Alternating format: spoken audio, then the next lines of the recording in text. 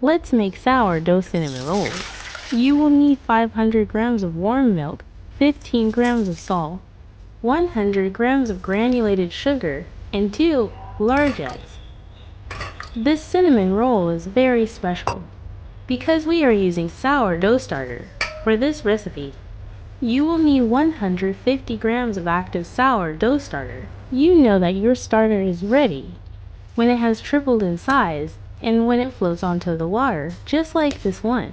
I fed my starter before I go to sleep at night with 1 part starter to 3 parts water and 3 parts flour. By the time I wake up in the morning, it's ready to be used. Add 400 grams of cake flour and 600 grams of high-protein bread flour. This recipe uses a mixture of cake flour with 10% protein content and bread flour with 13.5% protein content.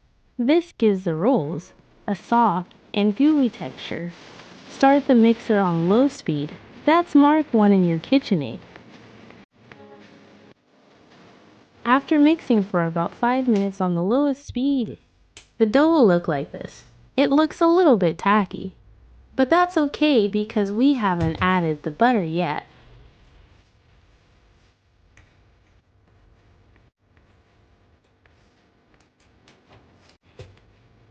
On the lowest speed, slowly add 100 grams of soft unsalted butter. I like to cut the butter in cubes, so it's easier to incorporate with the dough. If you love cinnamon rolls, please give this video a thumbs up and leave me a comment below. I made these rolls during Christmas and it was a big hit. Everybody loves it. If you find this recipe too much, you can easily cut the recipe into half or just make them and freeze it for later. Don't forget to stop the mixer and scrape down the side of the bowl after adding all the butter. I roughly tear off the dough into pieces to fully incorporate the butter with the dough. Continue mixing on the lowest speed for around 12 minutes. After that, let the dough rest for 30 minutes covered.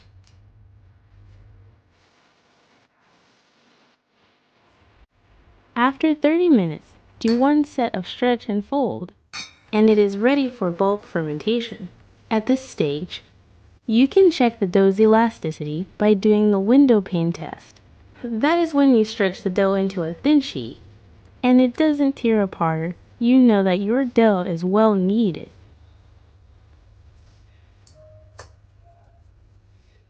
Transfer the dough in a greased bowl.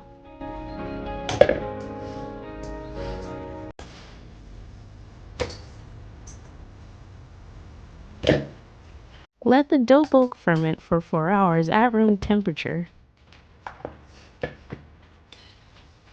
After 4 hours, transfer the dough into the fridge and rest overnight. These gooey cinnamon rolls are even better than Cinnabon cinnamon rolls and are topped with delicious cream cheese frosting. The next day, prepare the cinnamon sugar spread.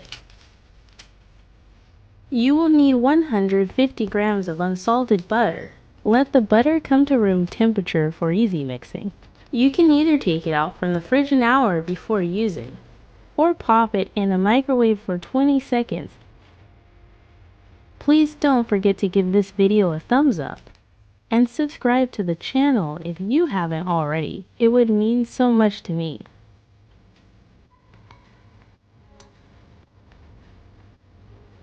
To the butter, add 150 grams of brown sugar and 15 grams of cinnamon powder. Mix well until fully incorporated. If you have no sourdough starter, you can still make these rolls using a commercial yeast. Replace the starter with 4 teaspoons of yeast. That is equivalent to 14 grams or 2 packets of commercial yeast. Take out the dough from the fridge. The dough should be hard, which is easier to handle. Lightly dust the dough with flour and start rolling the dough into a rectangular shape. You can divide the dough into half for your convenience, but I just carry on rolling this big dough from time to time Lift up the dough and dust the table with flour so that the dough won't stick to it. Rolling a cold and firm dough is easier to handle. That is why doing cold fermentation is highly recommended for this recipe. Roll the dough into about 1/4 inch thick. I want to take this opportunity to thank all of you for supporting my channel. A simple like and sharing this video would mean a lot to me.